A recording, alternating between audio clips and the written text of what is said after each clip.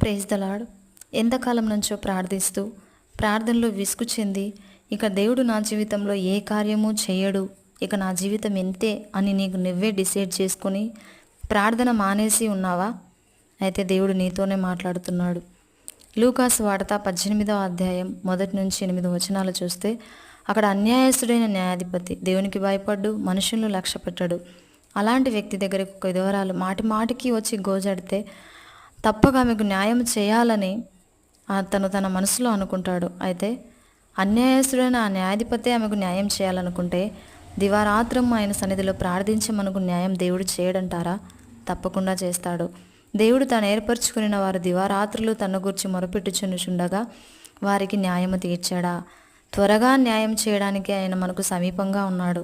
అయితే ఓర్పు కలిగి ఆయన సన్నిధిలో ప్రార్థించిన వెంటనే నువ్వు తప్పక ఆయన కార్యాలు చూసుదువుగాక.